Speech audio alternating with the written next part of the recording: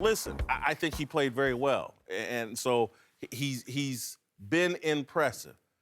The Kyle Kuzma was the best player in the championship game, their leading scorer throughout the deal. I felt like he should have been MVP. That's no slight on Lonzo. I think they gave him the hype because he's the reason why the stadiums or the arenas filled, the ratings are up, and why we're all paying attention. So maybe in that regard, he was one of those LeBron James MVPs. Like, LeBron drives the league. He brings in all the fans. He's really the MVP. But Kuzma outplayed him. But again, I got to get Lonzo exceeded my expectations. I think he validated. I mean, look, validation will only come in the NBA. If he goes out and struggles his rookie year, he won't validate it no matter what he did in Summer League. But I loved what he did. Obviously, everything he did was transferable. I've said that before, to the next level. The vision, the passing ahead, the contagious nature of his unselfish play, how he got all his teammates excited about playing with him. And more than anything, you saw he's a winner. All right, in high school, undefeated his senior year with his two younger brothers on his team. They beat basketball powerhouses, Modern Day and all these other teams. He goes to UCLA, 15-17 before he gets there, 31-5 when he's there. Now, you go to the Lakers. You happen to win the Summer League. I mean, this dude is a winner. He's a winner. But I look at it from not the 30,000-foot level, from the micro level. Short term. Lonzo Ball, LeVar Ball, what they said, well, LeVar, is that my son can change the culture. He makes players better. We saw that in the Summer League.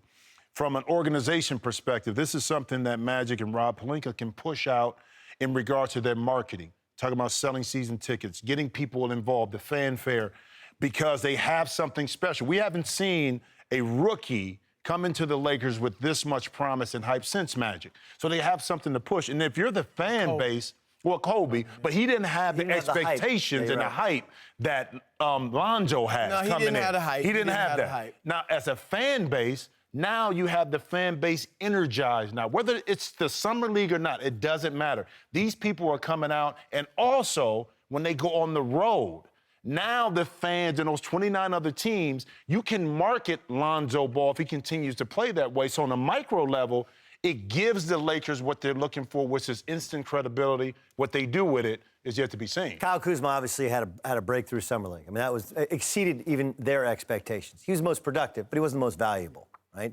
Lonzo Ball was a championship game without Lonzo. I understand, but I mean, with Kyle, so look, I just got off a plane coaching in Israel, and one of the things I learned, which is a coaching virtue, which is true, is you are a reflection not as much as your coach as your best player. And when your best player is your most unselfish player, that became in NBA basketball, I talk about one more. They became a one more team. Ball swung around to the wing, you're open, you got a good shot, guy in the corner's got a great shot. Everybody's yelling one more. And when it just naturally becomes a one more, everybody moves the ball team, it's like the flu, it spreads through your team. Your best player is selfish, your team becomes. Look, Summer League basketball is generally about everybody trying to show that they can get buckets. Because that's how you get money. Yep. And this Lakers team was remarkably unselfish. And remember, they did it without Brandon Ingram, who they want to rebuild around Zoe and Ingram. Ingram goes down with a cramp in the first game. They shut him down. Lonzo was terrible and super tight in the first game. He improved. I agree with you. Kuzma had the most productive, but Lonzo Ball showed why there's hype and lived up in many ways to the hype, and showed why he can, in fact, change the culture and make them a one-more team as opposed to the selfish young team, immature team that they've been over the past couple of years. Chris made this point yesterday. I want to hear you two guys, the point guard, off guard in the NBA. Chris made this point yesterday about Lonzo and just how quickly he moves the ball. And that's culture changing for the entire NBA. Have you ever seen a guy, a point guard who controls the game by moving the ball as quickly without a dribble as this guy? Yeah, I mean, I think the best ones do. I think Nash did, although Nash... he dominated. He over-dribbled. He did at times. Chris Paul over-dribbles. Well, I think you're going to see a change. Jason Kidd did. That's why I say he reminds me of Kidd. The thing that he's always been a great advanced passer. And what you find when you're a point guard, and something that I had a great gift of doing, is guys run harder. They find their spots. They just get supercharged and excited about playing with you because you know you're going to find them and get it to them. Not just throws it to them, he gets it to them in their rhythm.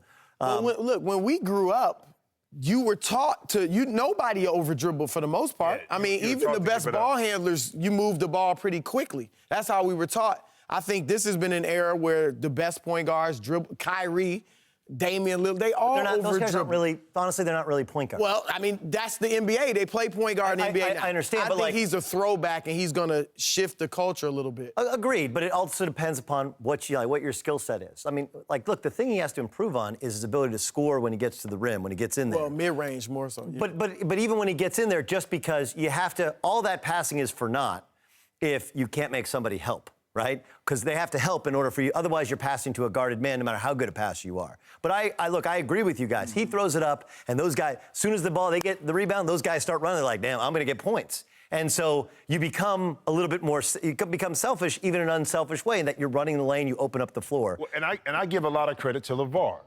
You know, like I've said before, don't get the messenger confused with the message. No. He taught his young man how to play the game the right way, which is when somebody's open. The game of basketball is simple. As basketball players, a lot of times we make it more difficult. If you're open, you shoot it. Right. If somebody's open, you pass it. If the ball comes off the rim, you go rebound. The thing I love about Lonzo is he doesn't have to be ball dominant and say the offense has to just go through me. I'm willing to give it up, and then you make a play. If you don't make a play, give it back, and then I'll run the offense. That's something that's instinctual, but it's also something that's been taught since he's been a young kid.